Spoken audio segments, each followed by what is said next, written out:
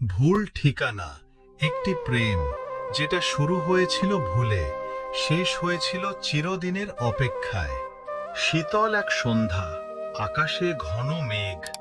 Ryan কাজের চাপে ক্লান্ত, হঠাৎ মোবাইলে এক পুরনো নম্বরে টাইপ করে বসে, তুমি আজও আমার জন্য অপেক্ষা করো।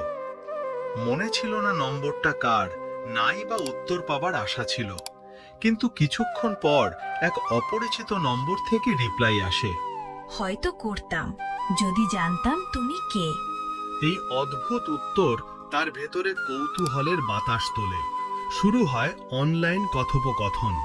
মেয়েটির নাম ইতি। তারা দুজনেই স্বীকার করে এটা একটি ভুল বার্তার সঠিক গল্প। রাইহান আর ইতির কথোপকথন প্রতিদিন গভীর হতে থাকে। তারা কখনো দেখা করে না, কিন্তু প্রতি রাতে নির্দিষ্ট সময়ে চ্যাট করে।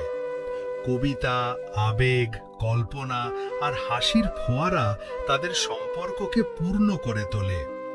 ইতি একদিন লেখে, আমি চাই না তুমি আমাকে দেখো, শব্দের মধ্যে যেই আমি আছি সেই আমিটাই থাকতে চাই। রাইহান মুগ্ধ, তবুও তার হৃদয়ের এক কোণ কাঁদে। যদি সে অন্তত একবার এই মেয়েটিকে চোখে দেখে ভালোবাসতে পারত। একদিন হঠাৎ ইতি আর কোনো রিপ্লাই দেয় না।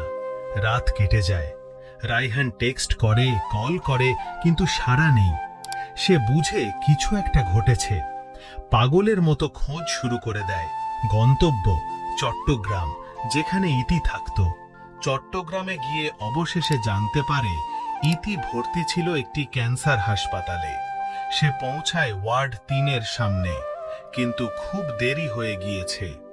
নির্বাক নার্স তার হাতে তুলে দেয় একটি চিঠি। সেই অচেনা ঠিকানা যার শব্দে আমি বেঁচেছিলাম রাইহান। তুমি যখন এই চিঠিটা পড়বে আমি তখন আর থাকবো না।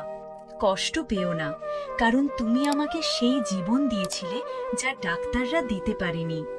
শব্দে আঁকা ভালোবাসা, যা ডাক্তাররা দিতে পারেনি। শব্দে আঁকা ভালোবাসা। তুমি আমার কাছে ছিলে এক ভুল নাম্বারে পাঠানো শ্রেষ্ঠ উপহার। তুমি কখনো আমাকে ছুঁয়ে দেখোনি, কিন্তু আমি প্রতিদিন তোমার শব্দে জেগে উঠেছি। আমি রিপ্লাই বন্ধ করে দিয়েছিলাম শুধু এই ভয় থেকে যে বাস্তবের আমি তোমার কল্পনার ইতিকে হারিয়ে ফেলবে। আমি চেয়েছিলাম আমি তোমার কল্পনায় সুন্দর থাকি, দাগহীন। শেষ মুহূর্ত পর্যন্ত তোমার প্রতিটা মেসেজ পড়ে গেছি, হেসেছি, কেঁদেছি। আমার একটা শেষ অনুরোধ, যদি কখনো কেউ তোমার জীবনে আসে তাকে সত্যিকার ঠিকানার ভালোবাসো।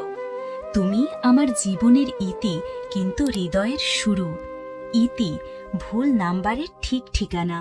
রাইহান ফিরে আসে। প্রতিদিন সকালে ওর ডেস্কে একটাই কাজ, ইতির বার্তাগুলো পড়া।